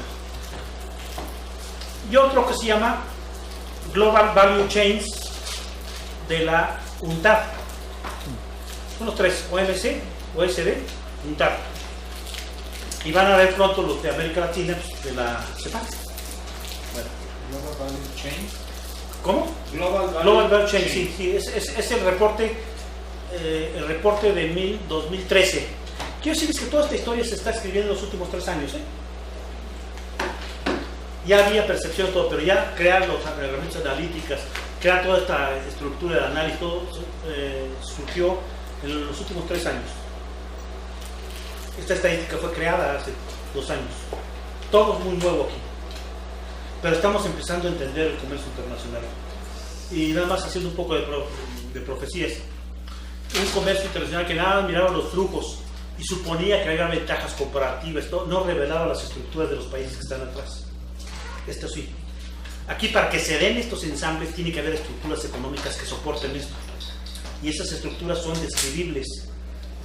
Entonces, tener una estructura nada más de los flujos del comercio sin estructuras económicas es una estupidez, para decirlo de 2 platos. Hoy tenemos una teoría, empezamos a crear una nueva teoría que soporta, se basa en las estructuras de los países y cómo surgen entonces sus intercambios, que no son únicamente mercancías, sino son en valor. Hay cadenas globales de empleo, hay migraciones masivas, hay una gran cantidad de cosas que están aquí atrás. Cada cadena, la de automotriz, la de electrónica, la de productos terminados, alimenticia, de ropa, etc., es mapeable con cierto detalle. Podemos saber de dónde van y hasta dónde vienen. Y no solo eso, sino que puedes localizar en tu país en qué parte de la cadena está. Si está muy al principio, si está en medio, si está adelante. ¿Y por qué es importante saber dónde está? Cuando está muy atrás, están en una economía un poco más primitiva. Está vendiendo materias primas. Está vendiendo Chile, está vendiendo cobre, ¿no? De las grandes pymes. México está vendiendo petróleo, no refinados. Tú puedes ir localizando si estás al principio, en medio, manufacturas intermedias, o estás produciendo para los mercados terminales. Y puedes diseñar para cada una de ellas algún tipo de estrategia, ¿te explico?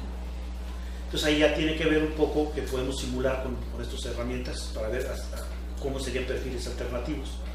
Pero son temas ya del que está metido en esta historia, pero yo se los pongo a su consideración para que aquellos que tengan interés pues, puedan tomar una especialidad de comercio internacional con herramientas modernas.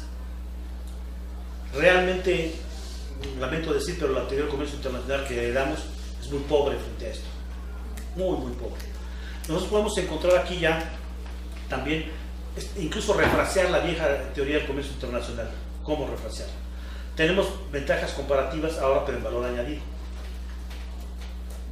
Lo que llaman montajes de índice de Balazs, ese memelo que hay de ventajas comparativas reveladas, pero ahora las podemos mapear en valor añadido, que tiene mucho más interés, ¿no? Bien, esta es una breve introducción, les agradezco mucho su tiempo, su paciencia. Hubiera tenido...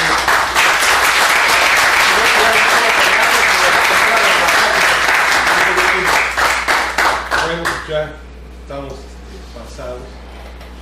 No sé si quieran hacer un comentario si no tendrán alguno de ustedes. Si no, les agradecemos por sus invitados para el próximo sábado, otra sesión que vamos a tener de nuestro seminario.